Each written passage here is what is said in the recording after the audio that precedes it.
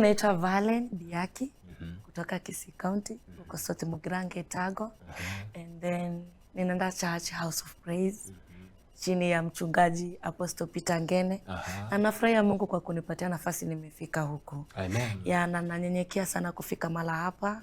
Mimi ni mwimbaji wa Injili, and then mimi ni evangelist. Ninahubiri. Anapenda sana kuhubiri kwa sababu huyu Mungu ametuita tumtumikie. Wow. Ametuchagua kwa upendo wake ili tumuwakilishe duniani. Before tuende mbinguni, ametuweka hapa duniani tumuwakilishe. Wow, hata juzi alikuwa anasema yuko tayari kwenda mbinguni. Kwa sababu hajamaliza assignment. Kuna wimbo mmoja ambao tulikuwa tunasikiza hapo anasema tutoke chini tukielekea juu. Nikajaribu kumwambia ninaona ni kama Mungu amesema tuelekee juu. Nilisikia akiniambia sasa unasema nini? Bado sijaita watu wengi kwa Mungu. Si uoga wa kwenda kukaa mbinguni kwa sababu unajua heaven ni kitu ambacho kiko pale ni kukula matunda, kuimba sifa, na wao ndio praise and worship. Tulikuwa tumeshapanga list ya mbinguni venye tunaenda kufanya shughuli. Atsan ni DJ, mimi ni MC, alafu Valen ndio msanii kwa nyimbo za maabudu, na wengine wengi akina Jobu atakuwa upande wa sifa. Upande wa piano. So kitu ambacho nilimuuliza unaona uko tayari, aliniambia yuko tayari kupanda na machines. Kwa hivyo wacha tungangane na hapa duniani. Sijamaliza kwanza kukomba kuita watu. Ni kweli. Kwanza. Wow. Karibu sana kwa show Valen. Mpole sana wa maneno. Ana mambo mengi. Ni mtu ambaye ameumbika pole pole, ana kelele. Mungu amemsaidia kwa hiyo upande. Sasa wewe ukajitambua unaimba, ukajitambua wewe ni mwanamuziki juzi, ulijitambua wewe ni mwanamuziki kitambo kidogo. Okay. Mimi before nilikuwa naenda Catholic. Wow. And then nilikuwa napenda kuimba hizo kwaya za Catholic hiyo time. So tukikuwekea uninyunyi. Yes. Hata tubeba. Sasa mimi naona sasa. But sasa kitu funny, nikiwa Catholic sikuwa napenda hizo songs za kwenda mbio mbio bado. Na kwa sababu pale cartoon ni kitu yenye mimi najua cartoon ni watu wa kwenda hivyo. Sasa mimi sikuwa napenda hizo nyimbo. Nilikuwa napenda kuimba zile kama zile songs za kwenda pole pole kama uniondole. Hizo songs zinakaa kama worship hizo. Sasa ilikuwa and then na ile party yenye father anasemanga wanaimba maneno pole pole. Sijui tunaleta mnyenyekevu kuleta sadaka. Nilikuwa napenda hapo hadi ninalia naona venye Yesu aliteseka. Haki nilikuwa ninalia kabisa. Ninaambia Mungu kai walikutesa kwa niaba yangu. Mbona? Alafu nakumbuka na kwanza unaweza pata alikuwa na watch ile Passion of Christ. Passion of Christ tunajua ilikuanga ile Yesu anapigwa nyonyo mpaka nyama zinatoka. Zile movie za Yesu zile. Hiyo movie ya Kristo. So nilikuwa napenda sana hizo nyimbo. And then ikafika 2016. Yes. Sasa hapo ndio niliokoka. Wakati niliokoka kuna mchungaji huko nyumbani. And then nilikuwa naona anahubiri. Kwanza nilikuwa nashangaa wanafanya nini hawa. Unaona ni kama wamerukwa na kichwa, ni kichaa. Hawako sawa watu. But sasa nilikuwa mgonjwa. Hapo ndio wokovu wangu iliingia. Nilikuwa mgonjwa. And then nilienda hospitali. Nilizunguka sana. Nikaenda mafadha waniombee. I'm sorry kuongea hii but sikubali. Haikuwezekana. No, we love it. Yes, haikuwezekana. Lakini sasa mamangu alikuwa ameanza kwenda hii dini but mimi nakuamilia Catholic. And then akaleta hiyo mchungaji kwa nyumba and then akaniombea. The moment aliniombea hapo nikahisi nimepona. And then nikasikia something ilikuwa inanisumbua imetoka. Nikahisi kuwa mwepesi. And then ndio nikasema nini imeniguza? Yenye sikuwa nimeguza before. And then nini mtu ako nayo? What has happened? Nataka nijue power, nataka nijue huyu Mungu wake. Hiyo ndio ilifanya mimi nikaenda kanisani. Nikaanza kuokoka. And then wakati niliokoka nikajua mwito wa Mungu. Nikanotice kipawa ya uimbaji hata kama ilitoka kutoka hapa nikaendelea nayo. Sasa hapo ndo nilianza kuimba. But kwanza kuimba hii wimbo niliandika 2020. Mkisikiza ni wimbo niliimba nikilia sana. Yes. Nimelia kwa sababu ya vitu zenye nilipitia. And then hiyo ndio time nilianza kuimba. Wow. Si kubaya kama ukimwacknowledge yule mchungaji alifanya the first wanasemanga ule mtu wa kwanza aliyekufanya ukakuja katika Ukristo, yani si Ukristo, uokovu, kwa sababu kila mtu ni Mkristo. Sasa ambaye aliyekufanya ukaokoka kwa sababu kupitia ugonjwa ukapata muujiza ukakuelekeza kwa uokovu sasa. Huyo mchungaji ni nani? Anaitwa Ronald. Wow. Kutoka ako chini ya huduma ya inaitwa Unlimited Faith. Wow. Uko South Mugirange, Tago, Metaburu. Aha. Yeah. Pastor Leonard, great job. Bible inaniambia wakati mmoja anakuja kwa Kristo, mbingu zinafurahia. Sasa testimony yenyewe hii hapa. Sasa kupitia ugonjwa ukaokoka. Yeah. Ukamjua Mungu, ukaingia kanisani. Na niliingia kanisani nikiambia Mungu, mimi sijakuja kanisani. Na hata kama nilikuwa Catholic, nilikuwa naamini kuna Mungu mbinguni. Yes. Kabisa nilikuwa na believe kuna Mungu mbinguni. Lakini sasa nilikuja hapa nikaona huyu Mungu kumbe anaweza jidhirisha kwa watu, ajidhirisha like aonyeshe miujiza yake kwa wanadamu. Oh, yeah. And then wakati nenda kanisani, mimi nilienda nikiwa na lengo moja. Mimi Mungu nataka nikujue. Nataka kujidhirishe kwangu. Wow. Sitaki nikujue kama historia naona kwa pastor. Venye yeye amekubeba na tuhubiria. Mimi Val ni kibinafsi. Nataka nikujue. Wow. You know, Val, come to our main topic of today. Inasema spending time with God is better than doing things of God. Yeah. Hiyo ndio topic yetu ya siku ya leo. Yeah. Yaani umeingiliana kabisa kwa sababu ni kama nimejaribu kuifeel. Ronald sana anaiangalia akotuza kwani ni God alimtuma akakuja kwa topic ya siku. Unajua sisi wakati tunaona topic the whole week, tunakuja kuiweka kwa watu. Alafu hatukukushare na wewe, hatukushare na watu kwambia hii ndio what we are going to discuss. Think ni Holy Spirit. Sasa at least now you have the aspect of what we are going to discuss today, or about spending time with God is better than doing the works of God. Kuna wasee wako kwa church miaka mingi hawamjui Mungu, lakini wameshinda wakifanya kazi za Mungu. Wanashinda wakisema sisi tunafanya kazi ya Mungu. Mtu anakuambia mimi niko kazi. Kwa Asha unaweza fanya nini? Unasema mimi ninafanya kazi ya Mungu. Umekufia hapa but kuna njia moja hujaijua Mungu, like wewe na Mungu. Uhusiano wako na Mungu. Uhusiano wako wewe na Mungu. Uko aje? So yani at least uhusiano wako na Mungu tumeupata kwamba Mungu kitu cha kwanza uli-encounter kwa Mungu alikuponya kwanza. Yeah, na I think uhusiano na Mungu mimi naona hiyo ni muujiza kubwa, ndio miracle kubwa kuliko hizi vipawa yenye tuko nazo. Wow. Yaani kujua Mungu kabisa yeye ni nani na jidhirishe kwa maisha yako. Yaani ni kipawa kikubwa kuliko kukuimba kwenye ninaimba. Wow. Kwa sababu wakati namjua Mungu zaidi, like ufalme wako utajidhirisha kwa maisha yangu. And then watu watajua Mungu kupitia mimi. Sasa hii gift itaanza kujitokeza tu, hata automatically itajileta yenyewe. But wakati uko na umebeba yule Mungu, inakuwa ni rahisi kumjua Mungu na bila kudanganywa na mwanadamu mwingine mwenye amtambui Mungu. Wow. Yeah. Seriously, you want to tell us that there are musicians who are singing, who are working for the Lord, but they don't know God. Yes, wapo. Kuna wasanii wanaimba na kuabudu mpaka wanaangusha milima na wanamfanyia Mungu kazi, hawamjui huyu Mungu anayefanyia kazi. Before tuende sana kukuuliza maswali about your music career, because first of all, when I knew you as an evangelist. Because that is where mimi nilikupata mara ya kwanza. Na mara ya pili nikakuja nikakupata umeingia katika kundi moja ambalo linamsifu Mungu na kuabudu, inajulikana kama African Melodies. Na sasa wewe ni mwimbaji tena kando na hizo vitu vitatu. Nataka usungumzie mtazamaji wetu pale nyumbani kitu kidogo kuhusu spending time with God ni vyema kuliko kufanyia Mungu kazi. Okay. Hallelujah. Acha tu niongee. Venye mwenzangu amesema hivi. Kukaa na ule wakati wako binafsi na Mungu ni muhimu kuliko kufanya ile kipawa chenye Mungu amekupatia. I think kitu ya kwanza wakati unakaa na wakati wako na Mungu, kuna ile upendo wa Mungu inajidhirisha kwako. Oh, yeah. Unakuanga na inaitwanga aje? Amani, peace. Kuna peace fulani na kujanga kwa maisha yako yenye iko kwa watu wengine. Hiyo nani ukweli kwa sababu unaweza pata bila Mungu kuna changamoto fulani zinaweza kukupata na zikufanye hata akili yako ipotoka na vitu mingi, ukae na mawazo mingi, hata unaweza kaa mgonjwa. But wakati uko na ile na wakati wako na Mungu, uko na ile relationship na Mungu yenye ni perfect vizuri, ile fellowship, unapata kuna peace fulani Mungu anaweka ndani yako, and then atakuguide kwa kila kitu chochote unachofanya. Iwe katika familia, iwe katika kitu fulani Mungu anataka kufanyie. Bila wewe like kutumikia mawazo yako na akili yako, kuna venye atajidhirisha na kuna ile upendo fulani analeta kwako. And then mambo inaenda tu sawa. So in other terms, ukitaka kujua someone is ana encounter God in his life, na ili mtu aweze kudifferentiate between ya kufanyia Mungu kazi na encounter Mungu katika maisha yake, lazima upate peace in your heart. Yes.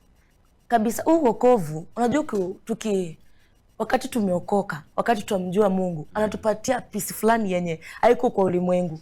And then ukipata mtu mwenye kabisa kuna relationship na Mungu, kuna venye ako tofauti na watu wengine. That's true. For example, unaweza pata kuna mtu uko nje amepatana changamoto fulani na kuna mtu kama sisi wengine tuko ndani ya Yesu Kristo, tunapata the same challenge, but utapata kuna venye mimi naendelea vizuri na niko strong compared na yule mtu mwingine. Wow. Tofauti ni gani? Mimi niko ile presence ya Holy Spirit, na niko na Mungu mwenyewe. Una understand? Ananitia nguvu, ananipatia upendo wake. Kuna upendo wa Mungu fulani, kuna utamu fulani ukiwa na uhusiano na Mungu kuliko yule mtu mwingi. Mtu mwingine unapata yule kuna mawazo mingi, anaweza kaa kwa nyumba, analia, hata anaweza enda hospitali, hata anaweza kaa mgonjwa. But unapata sisi watu wengine kuna venye Holy Spirit anakupatia nguvu ya kuendelea mbele. Wow. In other terms, mtu anaweza kuwa na do, lakini kama haja encounter God, leo pesa simsaidie. Pesa ni mzuri. Yes. Na pesa ni muhimu because tunahitaji. But sio kila kitu pesa inaweza fanya kwa maisha yako. Umeelewa? So, kuna wakati mwingine unaweza kaa na pesa. Unaweza kabisa unaweza fly ufike US. But kuna kitu fulani kwa maisha yako. Hiyo pesa kuna misi fulani hiyo pesa iwezi kukupatia kwa maisha yako. Kama kitu inaitwa peace. Jamani, sijui mbona watu hawaminingi. Kukaa na peace ni muujiza mwingine mkubwa sana. Ni baraka nyingine kutoka kwa Mungu. Wow. Bwana Yesu asifiwe. Mpaka nimesema uko sawa. Tuko kwa hiyo tuko hapo kwa the spirit. Unajua we are just interviewing a worshipper. A worshipper, you must give a worshipper is enough time. Unajua venye anaendelea hivi, naona tukimaliza nambari ya simu ya kuweka sadaka. Nambari ya simu ya kutuma sadaka. Wewe sasa nimekuanza kukuona huko. Wewe ni Nkondi. Unajua okay. Yaani najua kuna ibada inakamilika bila sadaka. Lazima tusukume huduma ya Mungu. Ya Mungu. Wow. So there is that peace that someone an encounter. Yes. Kuna kitu moja nimekuja kulearn about encounter na Mungu kuliko kufanya God. Watu wengi wako kwa church na hawajajua kwamba wanafanyanga Mungu kazi, lakini wako kwa presence ya God. Of course. Kuna wase wengi wanafanya charity work. Wako pale nje. Wanasema mimi siwezi enda church. Kwa sababu nikienda church, pastor anaenda kukula sadaka yangu. Ni heri nene nisaidie maskini.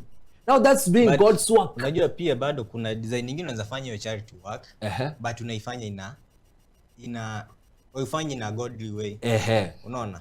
Labda unaifanya ndio pia na wewe kutoka hapo upate kitu. Kuna watu wako kwa biashara kwa hiyo charity. Hata ukene ile cheo ya upate kwanza cheo. Yaani in short, wewe uko kwa biashara fulani. Na watu wengi wameenda hiyo direction ya kufanya kazi ya God kuliko ku encounter God. Kuna wasi wengi wameenda kufanya hiyo shughuli. Kuna mtu anakuambia mimi badala niende ni serve church, niende nilipe pesa zangu church ijengwe, ati nifanye kitu fulani nipatie, ni kama kukulisha pastor. I was going through something in my social media, alafu nikaona kijana fulani kanasema mbona namba ya God, mbona pastor anasema tutolee Mungu sadaka, alafu namba inakuja hapo ni Kamau, tunataka jina inakuja Jesus Christ. You know, ndio akamalizia kusema what I want to do ni mimi afadhali nitoke niende nilishe watoto mayatima machokora pale, lakini kanisani hamtaniona, but mimi na God tuko pamoja. Hiyo kitu wewe unaiongeleleaje? Sababu mostly watu wengi hawajawahi jua kuna presence ya God ndani ya mtu na kusafu. Alafu unajua kuna kitu kingine nayo before tena ujaji hivyo, labda kuna reason yake limefanya asema hivyo.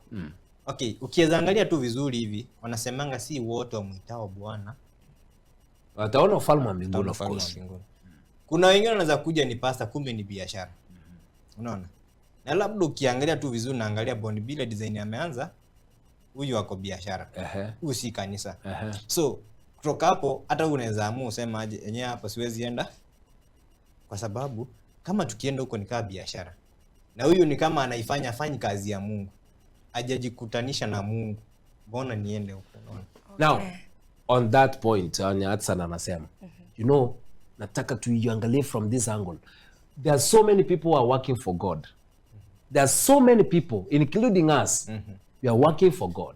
But there's something that people don't understand. Encounter God in your life. Tunataka kujua, unajua, hata ule mtu anaoshanga church, anafanyia Mungu job. Hata pastor anafanyia Mungu job. President worship anafanyanga God kazi. Lakini ni njia gani mtu anaweza kuencounter God in his mtu anaweza kuencounterje Mungu kwa kazi zile ambazo anafanya kanisani? Kwa kibinafsi, yani uko na presence ya God. Hata ni wakati tulianza program, I think hata aliniambia kwamba kuna ma sisters walikuwa wa Jesus mmoja alijua kwenda kwa miguuni pa Yesu na mwingine akajua kwenda kupika kitchen. Na Christ acknowledge walikuwa nani hawa? Walikuwa Martha na Mary. Ni Martha alipenda Kristo ama ni Mary? Mary alipenda Kristo. Mary alipenda sana kukaa kwa miguuni pa Yesu. Lakini Martha alikuwa mtu wa shughuli sana. Mimi kitu kuna wale wenye anakushughulikia. Unaona? Kuna vena na kuna mwenye unaona, like for example, acha tutumie example vizuri, lakini okay, hatutarajii mabaya manini. Ni kama mtu apasi ama akufe. Unaona? Kuna venye unaweza toa pesa haraka kugharamia mazishi yake kuliko kumsaidia wakati ako na shida, mfike karibu, hata kama ni kumwangalia na kumtembelea, ujue hata maombi ni huyo mtu. Unajua kuna hiyo connection na kuna ile ya kutoa pesa kila mtu anaweza toa.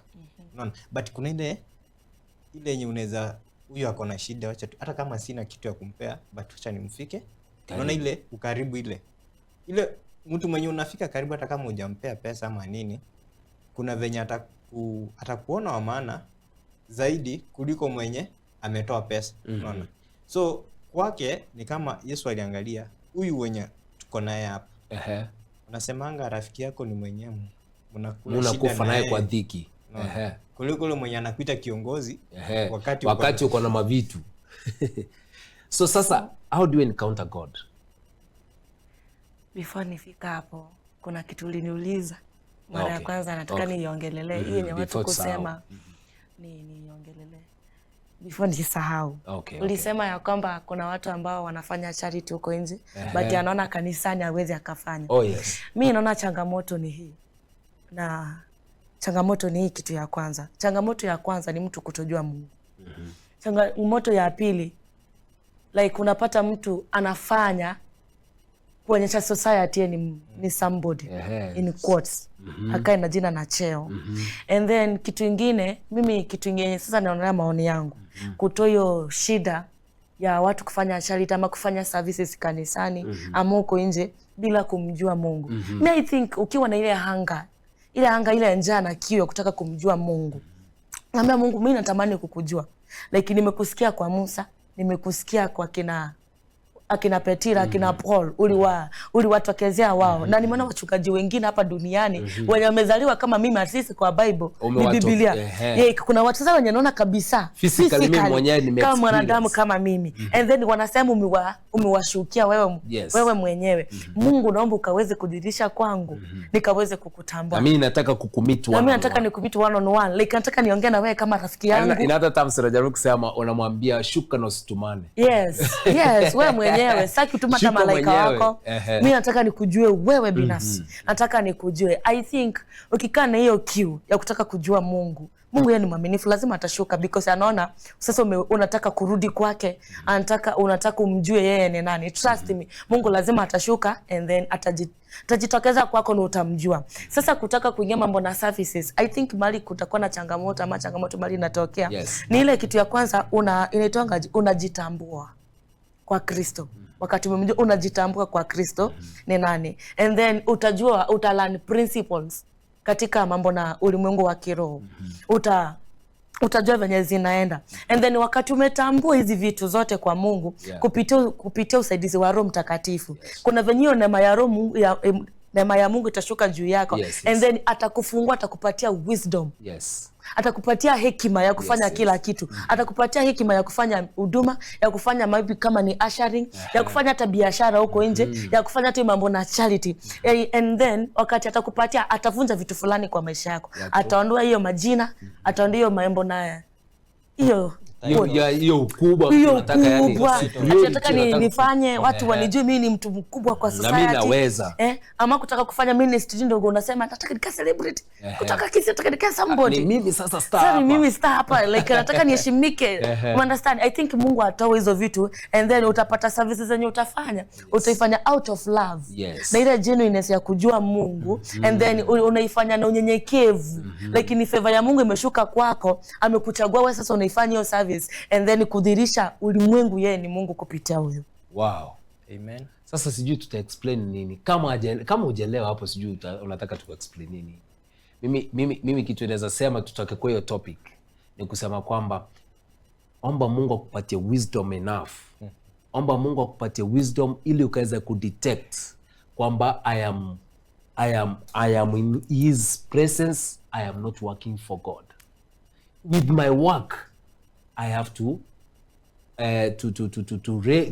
ama kuinua jina la Kristo kupitia kazi zake. Wacha Yesu aonekane ndani ya hiyo kitu ninafanya.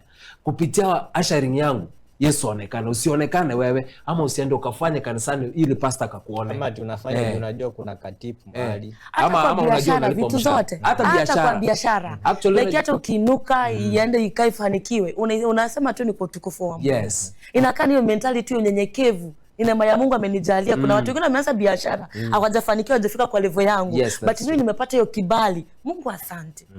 Hiyo ni unyenyekevu. Place yoyote yenye unajua una serve, because that is working for God. Hata kama wewe ni daktari au wagonjwa unatibu, hiyo ni kazi ya Mungu. Hata kama wewe ni mwalimu, hiyo kufundisha unafanyia Mungu kazi. Hata kama wewe ni polisi, whatever that you are doing, you are serving God. Now encounter God in your work. Learn on how to encounter God in your work. Yani God I intervene kwa vitu zote zenye unafanya, ndio ukipata peace whatever. Mimi nilikuja kuna msemo mmoja ulikuwa unasema, ama nilikuwa nasikia jamaa fulani, alikuwa motivational speaker fulani, alikuwa anasema kwamba every work that you do, any work that you do, you feel peace, that is the place of work. Kama unajua wewe unafundisha, unasikia uko sawa na walimu, hapo ndio Mungu alikuita. Alafu unajua kitu kingine, kitu unafaa ujue, kwa kila kitu Mungu anatupea ile uwezo wa kujua kitu mbaya na kizuri. Kitu unafaa ufanye kwa wakati fulani, kwa masaa fulani, na ukiwa wapi. So kwa kila jambo unalofanya, hata kama ni hata kazi yote yenye unafanya, obviously unajua kuna ile part unajua hii nikifanya hivi, yes itanichukua muda, lakini unajaribu useme acha nitumie hiyo shortcuts. So vitu zote zimefanya ni hiyo kazi, lakini umeifanya kiaje? Unaona? So there is a different kufanya vitu yani kufanya kwa ni tofauti, fanya kitu venye inafaa ifanye. Kama Bonny B, wewe ni DJ, cheza tu DJ. Yes. Kama wewe serve God na DJ. Usimba sasa mimi nataka kuimba, nataka kuwa celeb. Watu wanataka kuhubiri, nataka kuhubiri, mimi nataka kufanana na Pastor Ben Hinn kesho. Yaani kuamke tu hivi. Nataka kuwa commander kesho. Hiyo ni kukimbisha fame. Wengine hata ukifuata walianza mbali. Ile process wa testimony. Tulikuwa tunashare story ya shemeji yetu kutoka Tanzania ambaye alichukua dada yetu kutoka Kenya jana. Story yake ukisikiza inakumotivate kwamba nothing is impossible. So whatever that you do it to your perfect. Na ukifanyia kazi, hakikisha hiyo kazi inapatia Mungu tukufu. Ikipatia Mungu tukufu, hapo ndio Mungu atajidhihirisha mwenyewe. Sasa uta-encounter Mungu kwa hiyo kazi yako. Mungu anajidhihirisha kwa kazi yako kivipi? Atakuongezea kipato, atakupatia amani, atakuondolea magonjwa. Biblia inasema kukuondolea ni magugu, yani wanasema nzige wanaokula vitu zako. Mungu atakuondolea. Na by the way, ukitaka kujua ume-encounter God kwa life yako, kwamba wewe na Mungu mko na relationship kwa kazi yako, utaona tu Mungu akijidhihirisha kwa hiyo kazi. Unajua blessings zinashukanga kwa hiyo kazi. Mungu anakujanga. For example, Bonny B uko na biashara. Unafanya biashara. Yesu unafanya tu venye kazi yako. Ushaisikia mtu akisema nilikuwa referred kuja kwako na mtu fulani. That's how God even ndio Mungu ana intervene. Wewe unashangaa like hakuna mtu anakujua, mimi sijuani naye, lakini kuna mtu aliniconnect nikakujua. So alikuwa referred kwa nani? Kwako. Kupitia kazi yako imefanya. Wow. Unaona? Hapo ndo utajua kazi yako ndani yake kuna Mungu. Kwa kazi yake yenye unadu. Ukisikia mtu anakurifaa mahali. Watu wengine tupeane testimony zetu hapo utashangaa sana. But mimi nashukuru Mungu kwa sababu God ametuinua to the level and tunafaa pia sisi kusaidia watu wengine. Na tukisha kusaidia wewe, pia wewe usaidia mwingine. Wacha Mungu ajionyeshe kwa hiyo kila kitu ambacho unachofanya. Na ukipata amani kwa kitu chochote ambacho unafanya, hiyo kitu ambacho ulisema cha kwanza, ukipata peace in whatever that you do. Kama unasikia unaiba uko salama, haya. Mimi naona hiyo ndio kazi yako. Kama unasikia wizi ni mbaya, unahukumika ukitoka asubuhi uko na tension kila mahali, unaenda kuiba, unasikia ni kama unapigwa risasi, that is not the place of work. God does not like you to serve on that side. God anataka userve place yenye uko peace. Unaona, ninaonanga hata majambazi ambao wamesurrender wanatokanga nje wanasema how peaceful they are. Yaani sasa analala anaweza tembea, ako na amani. Hiyo ndio kitu moja ambayo nimekuja kusoma. Valen. Unajua tumeongea story kwa sababu unajua what you carry. Tumeongea story kwa sababu unajua wewe ni mwinjilisti na Mungu amekuita kwa upande huduma. So muziki tumeingia kwa YouTube, tumeona uko na ngoma mpya moja. Nadhani kutoka sasa utakuwa unafanya muziki. What is your plan from now to what are you planning for the people? Now you know you have fans and they have seen your work. Wako ile eager kuanza kukufuata kwa sababu unajua kuna wale, unajua watu wa Team Schools Connect wanga wanaenda YouTube direct. So ukienda hapo YouTube ukiona ngoma moja usianze kushtuka. Hata la Sunday tulikuwa na mmoja mwenye akona ngoma moja. So mimi furaha yangu ninafurahia ni kwamba wasanii wa Kisii wameanza kurudi. Tuko kwa campaign na tulisema wasipokuja tutafanya nini hata? Naweka stand. Nini microphone. Naweka tunaleta Dr. B. Tunawaweka hapa. Wanaimba live. Wanapiga live. Wakirecord tukishoot. Kwa sababu ni lazima mrudi kwa muziki. So what is your plan? I think plan niko nayo. Kwa neema ya Mungu na kwa favor ya Mungu. Najua ni mercy na kibali. Yes. Nitaendelea kutoa nyimbo zingine. Kuna zenye niko nazo. Nitaendelea kutoa, nimtukuze Mungu kwa hizo. And then wanisupport tu kwa kuwatch. And then I think watabarikiwa. Because hata kama hii song venye ninaiongea sasa kama testimony. Hii song nimeimba hiyo time nilikuwa chini sana. But nilililia Mungu. Mimi mwenyewe song wakati naanza kusikiza ilinibariki mimi mwenyewe. Trust me, vitu zote nilikuwa nalilia Mungu hapo. Alinitolea na akanitendea. Mimi mwenyewe kwa hiyo song mimi ni testimony. So ndo maana niliimba maybe guza na ibariki na watu wengine na Mungu asikie watu wengine. Na bado nitaendelea kutoa nyimbo zingine na Mungu atatenda wema. Sasa hapa nimepata swali ya kuuliza Bonnie. Hata before jibu swali hiyo ambayo unataka kuuliza. Kuna kitu mimi Bonnie B. Yes. Nyimbo zako zinakubariki. Ndio nilitaka kujibu. Ukiona wewe ni mwanamuziki. Na haupende kujisikiza. Sikiza wimbo wako. Wewe uliingia studio. Ukaweka muziki YouTube. Sasa hata verse umesahau. Hata YouTube hujui na hiyo. In short hata YouTube umesahau password. Hata ile yenyewe. Yaani another times kama ngoma yenyewe unaimba ikubariki. Bas, usiongoje bariki wengine. This is a serious thing that umeongea hapa. Unajua sisi as much as we are ministering to people, you must minister to yourself first. Yaani ile kitu ambacho nataka kupatia watu kikuhudumie. Music iko na spirit. Na muziki wakati iko na spirit, hiyo spirit ukiona na kutoka, wewe jua hiyo kitu iende kubariki wengine. Na kama unasikia hiyo spirit ukiimba wimbo alafu inakuingia na inakubariki na inatoka pale nje na bariki na wengine, basi God alikuwa ameordain hiyo song itoke. So lazima ujue kama wewe ni mwanamuziki, wimbo wako unabariki mtu. Kama ubariki mtu, basi wewe hata uache. Mimi nataka kusema hivi. Kama umesikia song yenye yeye mwenyewe inambariki. Mbona usiingie pale YouTube? Ikubariki pia. Aso kama wakati kama huu. Ingia pale YouTube, tuwape jina ya YouTube. Ni Valen Biaki. Yaani simple hivyo. Hayuko na majina complicated kama King Bonnie B, sijui VJ Arts and the band. Hiyo ni nini Arts and wewe? Kuna idea. Valen, uko na idea. Ni Valen Biaki. Iko wimbo ni mmoja uko pale. Lakini najua next month wimbo mwingine unaingia. Tunaanza na huo wimbo wa kwanza huo. Yes. Na ni worship. You were saying something. Nilikuwa nasema kama waimbaji wenzangu kama mwenye ananisikiza. I think wakati unaimba wimbo, I think neema ya Mungu iliingia ndani yako and then Mungu akakupatia hiyo flow, akakupatia hizo words na song, everything ni Mungu. Ile tu alikutumia kama chombo.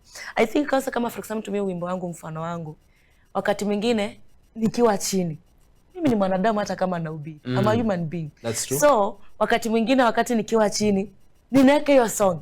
Hiyo time nikiweka song kusikiza, sisikizi kama mimi Valen nimeimba. Ninasikiza huyu mtumishi wa Mungu mwenye anaimba hapo, mwenye anaimba huyu wimbo. Ninombe anointing inene kwa niaba ya Mungu. Yaani unajiondoa kwa wimbo kama Valen. Sasa unausikiza kama huyo mtumishi wa Mungu. Mwenye hata sijui sasa ni wanaenda kwa chingi na anga mimi. Tofauti. Anga tofauti. Hizo ndio anga Hudson. Ni kama sasa sisi tuko kwa TV, tunatamani sana na sisi tuende nje tujiwatch.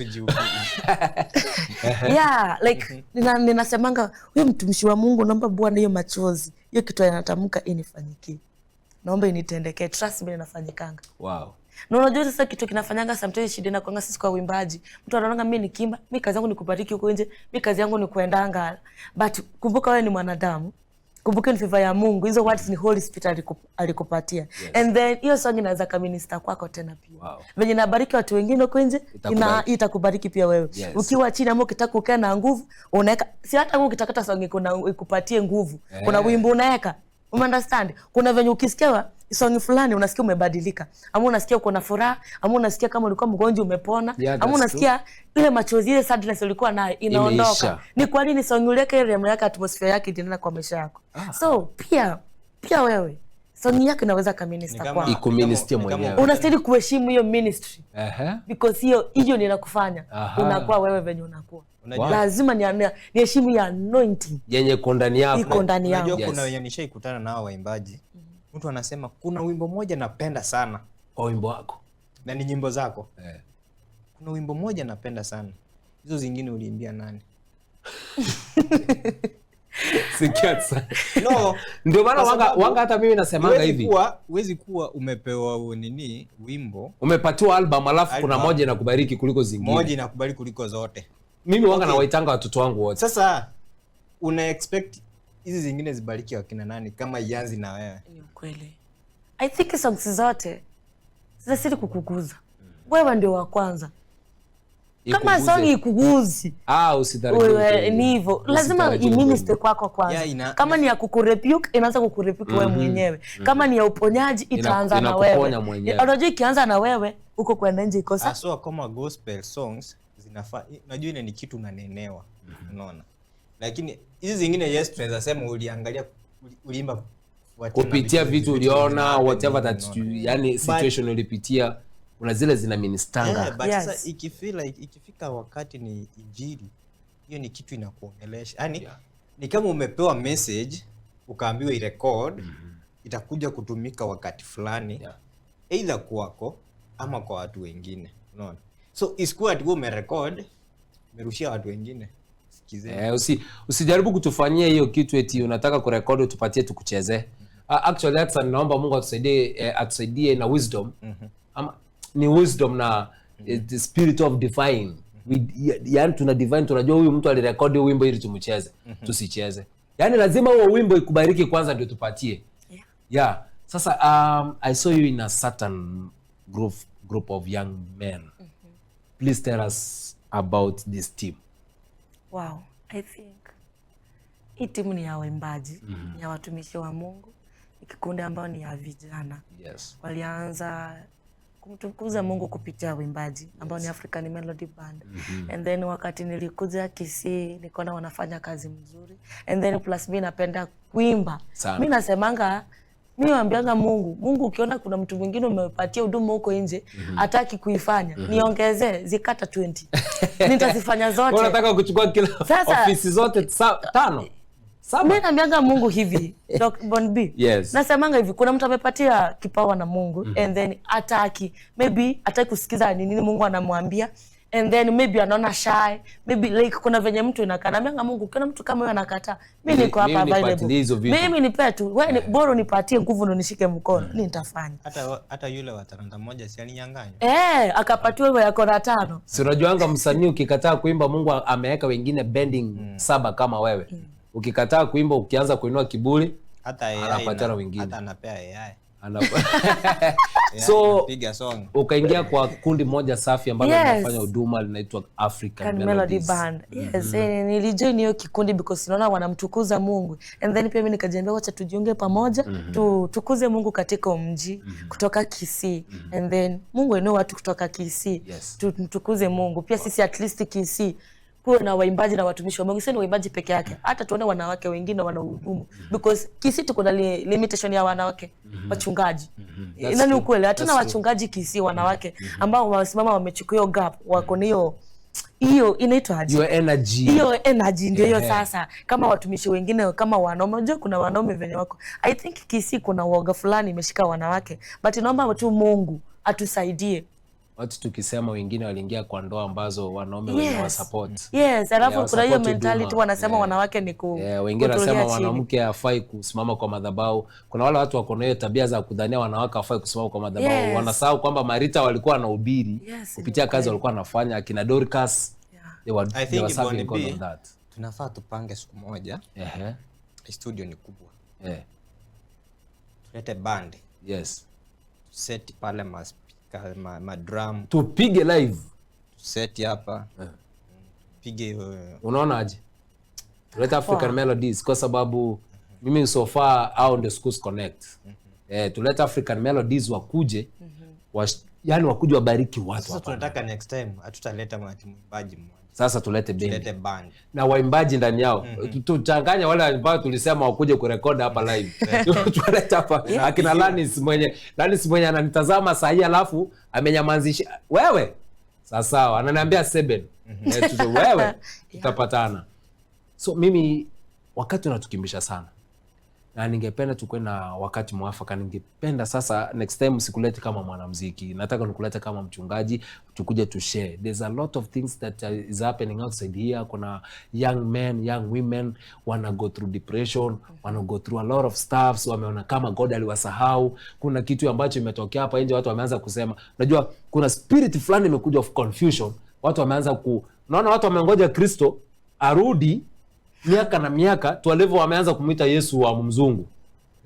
Eti Yesu ni mzungu. Eti sasa ni kama hakunanga hiyo mambo ya dunia kuisha. Mnamkaribisha Yesu mbio mbio. Wewe umekula avocado? Bado. Umekunywa asali? Bado. Bwana, nyinyi mnamkimbisha Yesu arudi saa ngapi? Mbona mnataka arudi saa hii na hatutaki akuje? Tunataka tu enjoy. So kuna hiyo generation ya Gen Z ambayo imetokea. Wanahubiri sana kuhusu maisha ya kujitakia na kujua kwamba Mungu aishi. Tunataka tukuje tupige conversation, at least to have our generation hii ambayo inaenda kupotea, God aweze ku-restore back. Na ninajua kwamba kupitia sisi, through our generation, through what God has put in us, kwamba tutaweza kuenda tukomboe ile generation ambayo inapotea. So please, when you receive our call, please don't hesitate. Please come. Kuja tuhudumie hawa watu. Na kitu kingine ambacho ninakuomba ni kwamba don't stop doing music. Please record and record and record. I know there are so other media houses that are waiting for you. Na tunajua kwamba hiyo kibali imefungukia kutoka Schools Connect. Mark this thing. Amen. Your journey of music have started officially from this. Ninajua it is recorded kwamba the world is yearning, it is waiting for you. It's a new start. This is a new start. As much as we step here, everything is okay. So nataka nikupatie nafasi hii, salamu za Wakiluya. Wanga tunaambia Waluya sasa salimiana pale. Labda kuna watu ambao walikuwa wameambia nitengea kwa TV wanakutazama, usipowasalimia ni noma. Pale. Wow. Sasa sijui hata nianzie nani? Niende kwa nani? I think mtu wa kwanza naweza salimu wa kwanza ni mchungaji wangu Peter Ngeni. Napenda sana mchungaji wangu. Kwa maana nilimwambia jana ninakuja, akaniambia kutakia mazuri, fika salama. And then sema mahali church yenu iko. Kuna mtu labda anaweza taka hata akuje church yenu. Church yetu iko House of Praise yuko Kona Mbaya Nyamataro. Chini ya mchungaji Peter Ngeni. hapo kwa Bensgender Academy. Yes. Hapo tu juu ukifika hapo ndio ukipita kona mbaya mbele, usonge mbele utaona bana kubwa kwa barabara. Yani ukitoka kwa kina Boni B kama unaenda mbele lazima ungenitaje before ufike kwetu. Najua mtu mwenye ako karibu na church ya House of Praise, karibu sana hata kuniliko, DJ Hudson. Wow. DJ Hudson yani yeye anavuka barabara tu hivi ako kwa church. Mimi najua lazima nipite nyuma, nitoke Jokevira, niteremuke, niende kona mbaya, niteremuke kidogo, niende kuna hii inaitwanga nini, watu wanaingianga wanatoka na jasho sana hiyo inaitwanga saumu ama nini ile. Unaenda mbele kidogo, saumu sijui saumu. Unaenda mbele kidogo, alafu hiyo bano utaiona kwa barabara, kwa hiyo kono ukipita tu hivi. Yeah, hapo ndio church yetu iko. Yes. Na mtumishi wangu ni Peter Ngene, Apostle. Mchungaji ambayo anajua kulea mtoto wake vizuri. Ambaye atakupushi mbele akwambia mtoto wangu unataka ukae somebody. Hujui mtu uko naye. Najua. Wewe hujui. Kwa baraka sana. Baba Ngene. Kofia yake. Mimi najua nimeivua mapema. Yes. Yeah. And then sister yangu mkubwa Daisy Ngene, yes, ambayo tunaimba na yeye huko Praise Team. Sister yangu Lanis. And Carl, Sospita. Yes, ni wengi nawashukuru. Yeah. Asante sana. Na hujasalimia Jobu African Melody. Oh, Jobu Ezra na Samaria. No, kuna kusahau. Kuna kusahau kina Shedi na wasalimu wote. Asante sana. Yeah. Next time hapa ndio place ukitoa ngoma unaleta ya kwanza before iende mahali, tunaianoint hapa. Tunabariki watu ikiwa moto pale. Tunasema asante sana kwa kutuni pamoja na sisi, kukaa pamoja na sisi tangu tulipoanza kipindi hadi tumefika tamati. Hii ndio place ambayo ufai kutoka, ni wakati umetukalia mfupi. Unajua nitajaribu kuongelesha director wetu sasa tuongezeke dakika kamoja hata kawana au ka interview au sio, tunakuja kupiga story sana. So kwa wale ambao wote walichukua muda wao kukaa pamoja na sisi kusikiza kipindi, God bless you. Na every time when you wake up, make sure you pray, walk with God, make sure that whatever that you do it pleases God. Na watoto wetu mkiwa pale nyumbani, keep yourself safe until the time that you go back to school. From me, King Bon B, I just want to say blessed week. May God bless the works of your hands as you start a new week. Atson? May the grace of our Lord Jesus Christ and the love of God and the fellowship of the Holy Spirit be with us now and forevermore. Amen and amen. God bless you. See you next Sunday, same place, same time with different vibes.